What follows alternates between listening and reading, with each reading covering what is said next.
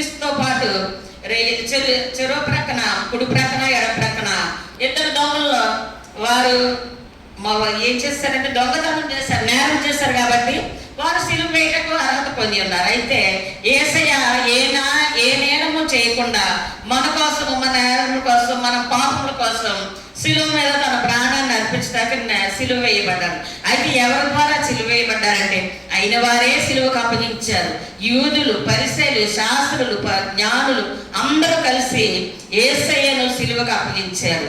ఇద్దరు దొంగలైతే వారు నేరం చేసి సిలువలకు మరణానికి అప్పగించబట్టు అది న్యాయమే. కానీ ఏ నేరము చేయని యేసయ్య మన కోసం, నీ కోసం, నా కోసం సిలువలో మరణానికి అప్పగించున్నారు. ఆ సిలువ విలువ మరణం మనం తెలుసుకుని ఆయనలో మారు మనసు పొంది జీవించడానికి. అయితే రెండవ మాట ఏంటంటే, రెండవ దొంగ మొదటి దొంగ నీవు దేవుని కుమారుడు కదా, నిన్ను నీవు రక్షించుకున్నప్పుడు రెండవ దొంగ ఏమన్నాడంటే అది తప్పు. అతన్ని గద్దించి ఏమన్నాడంటే భయపడవా, మనకి ఇది న్యాయమే.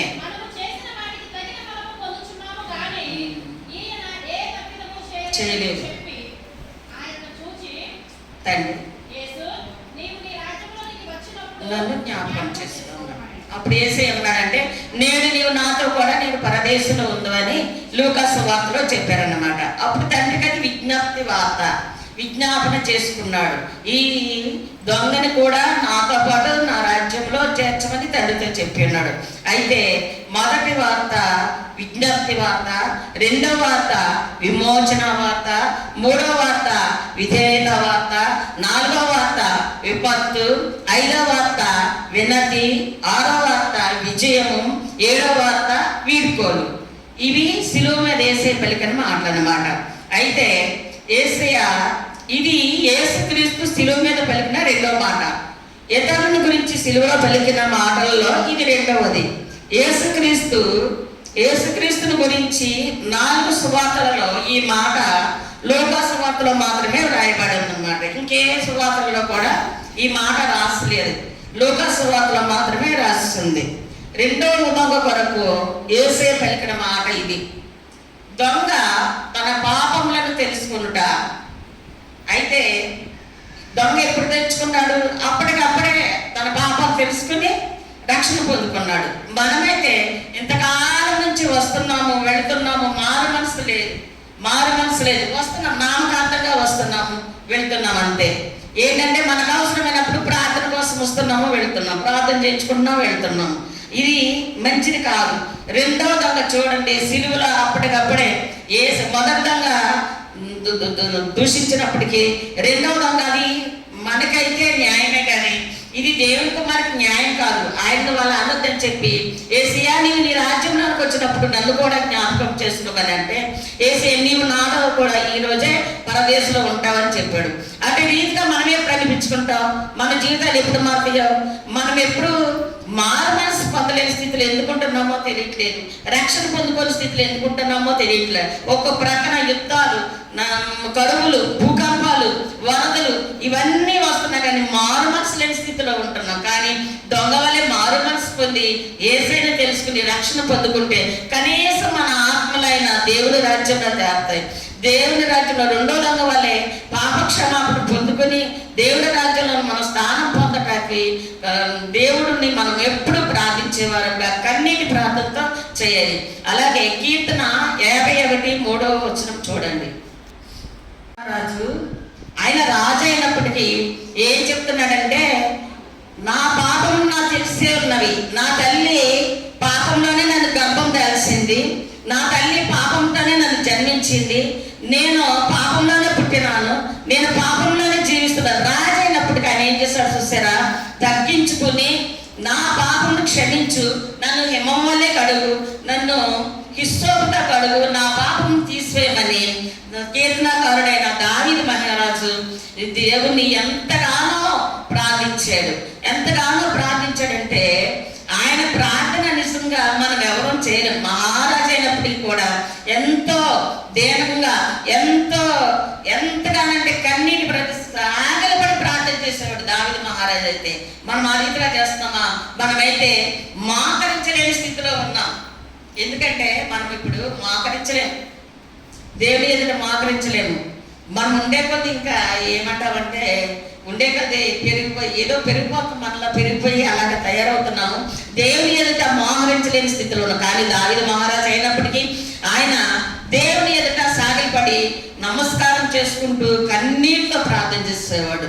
అలాగే లూకా సువార్త 5వ అధ్యాయము 8వ వచనం చూడండి. ఏమన్నాడంటే యేసు క్రీస్తు నేను ఏం చేశాడు అతను? సీమోను పేతురు బొంకాడు కదా, 3 సార్లు బొంకుతామని చెప్పాడు కదా సిలువ మీద ఉన్నప్పుడు. నన్ను సిలువకు అప్పగిస్తే తీసుకెళ్తున్నప్పుడు 27వ అధ్యాయము 40వ వచనం చూడండి. శరీరం అనే దేవాలయం గురించి చెప్తే వాళ్ళేమంటున్నారంటే వీడు నేరస్థాపన ఏమీ లేనప్పుడు దేవాలయం పడగొట్టి 3 రోజుల్లో కడతానన్నాడు. ఈ సిలువ మీద నుంచి రక్షించుకోమను. ఎలా రక్షించుకుంటాడో సిలువ మీద నుంచి రక్షించుకోమని హేళన చేస్తూ తలలు ఊచుతూ ఆయన చూసి హేళన చేసేవారు. ఆ గుంపులో పరిసయ్యులు ఉన్నారు, శాస్త్రజ్ఞులు ఉన్నారు, అయిన వారైన యూదులే ఉన్నారు.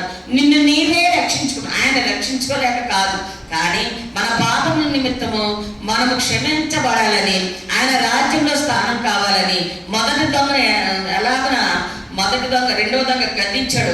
రెండవ దొంగని ఎలాగన యేసయ్య తన రాజ్యంలో స్థానం ఇచ్చాడు. నేడు నీవు నాతో పరదేశంలో ఉంటావని చెప్పాడు. అట్టి రీతిగా మనము కూడా ఉండాలని ఆయన కోరుకుంటున్నాడు. మనము నిన్ను నీవే రక్షించుకోమనే గుంపులో ఉండకుండా రెండవ దొంగ ఎలాగన పశ్చాత్తపడ్డాడో అట్టి రీతిగా మనము కూడా పశ్చాత్తపడి జీవించే భాగ్యం మనకు దయచేయాలని యేసుని వేడుకుందాం. అలాగనే మార్కు సువార్త 15వ అధ్యాయము 3వ వచనము. ప్రధాన యాజకులు వారందరూ కూడా ఆయన మీద ఎన్నో నేరాలు మోపుతున్నప్పటికీ ఆయన ఒక దేవుని కుమారుడైన కూడా ఆయన ఎదురుమాట చెప్పలేదు. ఏమీ మాట్లాడట్లేదని పిల్లలు అడిగినా కానీ ఆయన ఏమీ మాట్లాడలేదు. ఎందుకంటే మౌనం వహించాడు. ఆయన లేఖనము నెరవేరుటకు గొర్రె పిల్లగా వదకు తేబడిన గొర్రె పిల్లగా ఆయన మౌనము వహించి వదకు తెచ్చి తేవబడి ఉన్నాడు కాబట్టి ఆయన ఏమీ మాట్లాడలేదు. అలాగే ఇక్కడ దొంగల పేరు చెప్పడం మర్చిపోయాను. మొదటి దొంగ పేరేమో కుడివైపున దొంగ పేరు టైటస్. అరబిక్ భాషలో పశ్చాత్తాపడిన వాడు. దొంగల పేర్లు కుడివైపున దొంగ టైటస్, అరబిక్ భాషలో పశ్చాత్తాపడిన వాడు. అదే పేరును లాటిన్ భాషలో డిస్మాస్ అంటారనమాట. అలాగే ఇతడు కృంగుచున్న సూర్యుని వైపు చూచువాడని అర్థము. ఏంటది? కృంగుచున్న సూర్యుని చూసువాడని అర్థము. ఇతను కృంగుచున్న యేసు వైపు చూస్తూ ఆ మాట అడిగాడు. ఏమని? తండ్రి, నీ రాజ్యంలోకి వచ్చినప్పుడు నన్ను కూడా నీ రాజ్యంలో చేర్చుకో అన్నప్పుడు యేసయ్య నేడు నీవు నాతో కూడా పరదేశంలో ఉందని చెప్పాడు. అలాగే రెండవ దొంగ ఎడమవైపు వాడు గెస్టాస్, కఠిన పరుసువాడని అర్థము. గెస్టాస్ అంటే ఏంటంటే కఠినపరచబడిన వాడు. ఇతడు యూదులు అన్నమాట. యూదులు కఠినాత్ములు కదా. యూదులు యేసైతే ఉండి కూడా అందరూ అయిన వాళ్ళే. యూదులంటే అయిన వారే. యూదులను రక్షించలేక కదా యేసయ్య లోకానికి వచ్చింది. యూదుడైనప్పటికీ ఇతను ఏం చేశాడంటే హేళన చేశాడు. నీవు దేవుని కుమారుడు కదా, నిన్ను నీవు రక్షించుకొని హేళన చేస్తే అతడు కఠినాత్ముడు. యూదులు కూడా కఠినాత్ములే. అందుకే యేసయ్యను వారు సిలువకు అప్పగించారనమాట. అట్టి స్థితిలో మనం ఉండకూడదు. మనం ఏం చేయాలంటే మనం తగ్గించుకుని మన ఆత్మను పరలోకంలో చేరాలంటే ఏం చేయాలంటే దేవునిలో తగ్గించుకొని కన్నీటి ప్రార్థన చేసుకుంటూ ఆయనకు మన ఆత్మను అప్పగించుకుంటే ఆయన రాజ్యంలో మన స్థానం ఉంటే చాలు. ఈ లోకంలో పడినంత వేదన, చింత అంతా కూడా ఆయన రాజ్యంలోకి వెళ్ళినప్పుడు మనల్ని బంగారు వీధుల్లో తిప్పుతానన్నారు ఆయన. అక్కడ ఏడుపు ఉండదు, పండ్లు కొరగట ఉండదు. ఎప్పుడు కూడా స్తోత్రం స్తోత్రం అనుకుంటా ఉంటాం. అలాంటి రాజ్యం కావాలని రెండవ దొంగ అడిగినప్పుడు యేసయ్య నేడు నువ్వు నాతో కూడా పరదేశంలో ఉందని చెప్పారనమాట. అట్టి విధంగా మనము కూడా ఉండాలని నేనైతే కోరుకుంటున్నాను. అయితే సిలువ చెట్టు ఫలించుట. యోహాను సువార్త 12వ అధ్యాయము 24వ వచనం. అప్పుడు అవి వరి నాట్లా ఉన్నాయి, వరి గింజలా ఉన్నాయండి, గోధుమ గింజలా ఉందండి. ఇంకేం చేసినా సరే అది భూమిలో పడి చేస్తేనే కానీ పైకి మొలక రాదు. అలాగే మన పాపముల కోసం యేసయ్య సిలువ మీద మరణించడం వల్లనే మనము ఆయన్ని ఈరోజు దేవునిగా నమ్ముకుంటున్నాం. దేవుడని ఆయన్ని ఎంతో గొప్పగా చెప్పుకుంటున్నాం. దేవుని కుమారుడు ఆయన ఎవరు? అసలు మనం సృష్టించుకున్నందుకు ఆయన తండ్రి ఎంతో పశ్చాత్తపడి ఆయన ఎంతో వేదన పడ్డాడంట మన గురించి. ఎందుకంటే వీళ్ళని నేను సృష్టించుకున్నాను కాబట్టి వీళ్ళు నాకు ఎదురు తిరిగి ఉన్నారు, వీళ్ళ గురించి నేను ఎంతో వేదన పడుతున్నాను అన్నట్టుగా. అలాగే ఈ వీళ్ళ కోసం ఒకరు పాప పరిహారం చేయాలంటే ఎవరు వెళ్తారంటే అప్పుడు అనాది కాలంలోని యేసయ్య నేను వెళ్తాను వీళ్ళ పాపముల కోసం, నేను సిలువ మీద మరణిస్తానని చెప్తే అప్పుడు ఏ తండ్రి సిలువకు అప్పగించినట్టుగా ఉంటుంది అనమాట. అయితే సిలువ శక్తి ఏంటంటే యేసయ్య ఆ మ్రాను మీద, ఆ ఎండిపోయిన మ్రాను మీద వేలాడి బట్టి అది సిలువ చెట్టు ఫలించుట. సిలువ చెట్టు అనగా యేసయ్య చెట్టుకు వేలాడటం, ఆ మ్రానుకు వేలాడటం వల్ల ఆ విలువ పెరిగిందనమాట. సిలువలో విలువ అది. యేసయ్య మన కోసం మాను మీద మండుట ఎండలో, ఈ మధ్యాహ్న సమయంలో ఎండలో ఎంతగానో రోదంతో తండ్రికి మాటలు చెప్పుచున్నాడు. ఆఖరి మాటలు అన్నమాట, విలువైన మాటలు. అలాగే పాపిని రక్షింపబడటం. లూకా సువార్త 15వ అధ్యాయము 7వ వచనం. పొందారు కానీ ఒక్క మనిషి మారు మనసు పొందలేకపోతే యేసయ్యకి ఎంతో వేదన. 99 గొర్రెలు తప్పిపోయినప్పుడు ఆ గొర్రెలుగా ప్రవేశించాడంటే ఒంటరి అయిన గొర్రెని వెదగడానికి వెళ్ళాడు. 99 గొర్రెలు ఉన్నాయి కదా, వదిలేయచ్చు కదా ఆ ఒక్కదాన్ని. కానీ ఆ ఒక్కది కూడా నశించిపోవడం ఆయనకి ఇష్టం లేక 99 మారు మనసు పొంది మంచిగా ఉండటం అంటే ఒక పాపి రక్షించుట ఆయనకి ఎంతో ఇష్టమని ఆయన ఆ ఒక్క పాపి కోసం ఈ లోకంలో వచ్చి సిలువ వేయబడ్డాడు. అలాగే ఒక పాపిని రక్షించారు యేసయ్య. చనిపోయేటప్పుడు కూడా ఒక పాపిని, ఎవరా పాపి? చనిపోయేటప్పుడు రక్షించిన పాప ఎవరంటే రెండవ దొంగ చనిపోయేటప్పుడు కూడా ఒక పాపిని రక్షించి చనిపోయారు యేసుక్రీస్తు. కానీ మనం ఏం చేస్తున్నాం? మనమే రక్షించుకోలేకపోతున్నాం, మనమే యేసయ్యకు అప్పగించుకోలేకపోతున్నాం. కానీ ఇక్కడ యేసయ్య ఒక పాపిని రక్షింపబడుతుంది. పరలోకంలో ఆయన దూతలు పండుగ చేసుకుంటారంట. అలాగే మనం కూడా పరదేశంలో ఉండాలంటే, పరలోకంలో ఉండాలంటే మనం పాపాలు ఒప్పుకోవాలి. మాస్టర్ చెప్పినప్పుడు పక్షవాతం కల వాడిని ఆయన ఏం చేశారు? ముందు నీ పాపములు క్షమించబడి ఉన్నవి అని అప్పుడు తర్వాత స్వస్థపడ్డాడు. అలాగే ఇక్కడ యేసయ్య పాపిని రక్షించి నీవు నేడు నాతో కూడా పరదేశంలో ముందు అని చెప్పారు. అంటే ముందు పాపాలు క్షమించబడాలి. మనం పరలోకంలో వెళ్ళాలంటే పాపాలు క్షమించబడాలి. ఇంకా క్షమించబడుతున్నాం, క్షమించని అడుగుతున్నాం. కానీ 2026 సంవత్సరం వచ్చిన మనలో మారు మనసు లేదు, పశ్చాత్తాపం లేదు. రెండవదిగా కలిగిన పశ్చాత్తాపం ఉంటే అలా మనము రక్షణ పొందుకుంటాం, మారు మనసు తీసుకున్నాం. ఆ రక్షణ లేదు, మారు మనసు లేదు. చెబుతూనే ఉంటారు, మనం వింటూనే ఉంటాం, మనం వెళ్తూనే ఉంటాం. మన కాలాలు అలా గడిచిపోతూనే ఉంటాయి. అప్పుడే 2026 సంవత్సరం ఏప్రిల్ నెలలో 4వ తారీఖు మనం ఇక్కడ కూర్చున్నాం. కానీ మనలో మారు మనసు లేదు, రక్షణ తీసుకున్నాం, మారు మనసు లేదు. అలా ఉంటే తండ్రికి ఇష్టమా? కాదు కదా. యోహాను సువార్త 12వ అధ్యాయము 26వ వచనం. ఒకడు నన్ను సేవించిన యెడల నా తండ్రి నన్ను కనపరచును. ఈయన తండ్రికి విధేయుడై ఉన్నాడు, తల్లికి విధేయుడై ఉన్నాడు. తండ్రి కనపరిచేటంత కుమారుడుగా ఈయన ఉన్నాడు. యెహోవా దేవుడు కనపరిచేంత కొడుకుగా యేసయ్య ఉన్నాడు. అలాగే మన బిడ్డలు కూడా మనల్ని కనపరచు. నీ తల్లిని నీవు దీర్ఘాయుష్మంతుడు ఉన్నట్లు నీ తల్లిని నీ తండ్రిని సన్మానించు అన్నారు. అలాగే యేసుక్రీస్తు తండ్రి అప్పగించిన బాధ్యత కొరకు సిలువ మీద ఉండి ఆయన రెండో మాటగా నేడు నీవు నాతో కూడా పరదేశంలో ఉందని చెప్తున్నారు. ఆ మాటకి యేసయ్య ఒక పాపిని రక్షించాడు కాబట్టి తండ్రి సంతోషించి తండ్రిని గణపరిచాడు అనమాట. యేసయ్యని తండ్రిని గణపరిచాడు, సిలువలో తల్లిని గణపరిచి శిష్యునికి అప్పగించున్నాడు ఆయన. అలాగే నేను యోహాను సువార్త 14వ అధ్యాయము 46వ వచనం. యేసయ్య సిలువలో రెండో పాపను రక్షించాడు. ఎందుకు రక్షించాడు? ఎంత ధైర్యంగా రక్షించాడంటే నేనే మార్గమును సత్యమును జీవమును, నా ద్వారా తప్ప ఎవడనూ తండ్రి యొద్దకు చేరడు అనే మాటతో ఆయన అంత ధైర్యంతో శిలువ మీద రెండవ దొంగని క్షమించి ఆయనతో పాటు ఆయన రాజ్యంలో ఉంటావు, నీవు నేను తండ్రితో కలిసి ఉంటామని, నేనే మార్గమును సత్యమును జీవము అని చెప్పాడు. ఆయన ద్వారానే మనము తండ్రి ఎదురు చేరతాము. అటు రీతిగానే జగత్తి పునాది వేయబడక మునిపే యేసు నీవు నన్ను ప్రేమించితివని చెప్పారు. యోహాను సువార్త 17వ అధ్యాయము 24వ వచనం.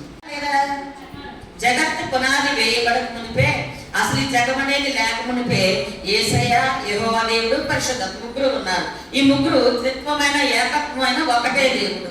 ఈయన జగత్తి పునాది వేయబడక మునిపే తండ్రి ప్రేమించాడు అనమాట. ప్రేమించి మన పాపముల వరకు ఎంతగానో ప్రేమించిన తన కుమారుని లోకానికి పంపించి సిలువ మరణానికి అప్పగించాడు. అది ఎవరు చేస్తారు? మీరు చేస్తారా? నేను చేస్తానా? మన బిడ్డలో మరణానికి అప్పగించాలంటే అప్పగించలేము కదా.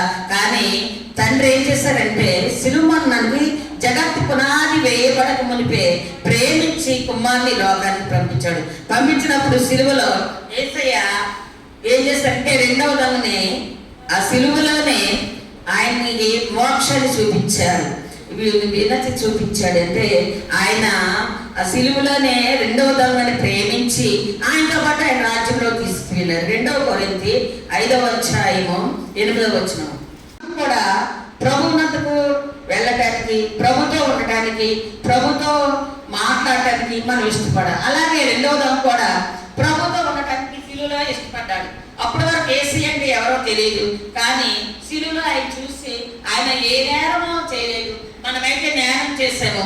ఈయన మన కోసం ఇన్ని పాపాలు చేసిన మనము సిలువ మరణానికైతే అప్పగించడం న్యాయమే, కానీ ఏ నేరం చేయని ఈయన సిలువ మరణానికి అప్పగించారు అని రెండవ దొంగ యేసయ్యతో ఆయన రాజ్యంలో ఉండటానికి ఇష్టపడి ఆయనతో ఉండడానికి ఇష్టపడ్డాడు అనమాట. అలాగే యేసయ్యతో మాట్లాడడానికి, యేసయ్యతో ఉండటానికి మనం కూడా ఇష్టపడాలి. కానీ ఇన్ని వింటున్నాం, కారణం దాటుగానే అన్ని మర్చిపోతున్నాం. అలాగనే 2వ కొరింథీ 12వ అధ్యాయము 1-3 తెలియదు ఎవరికి. ఏలియా అయితే డైరెక్ట్గా అగ్నిరథాలతో వచ్చి తీసుకెళ్ళారు.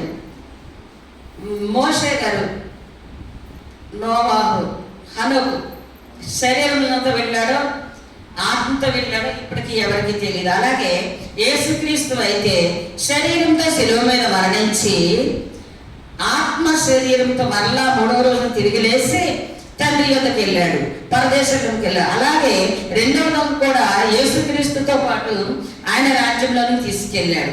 అయితే మొదటి దొంగ ఏం చేశాడంటే రెండవ దొంగను గద్దించాడు.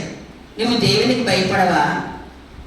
నేనైతే భయపడుతున్నాను, దేవునికి భయపడవా? ఆయన దేవుని కుమారుడు అయ్యింది, ఆయన ఎంతగా మరణం పొందుతున్నాడు. ఈ ఎండలో మనతో పాటు చెల్లివేశారు. ఆయన ఏ పాపం చేయలేదు.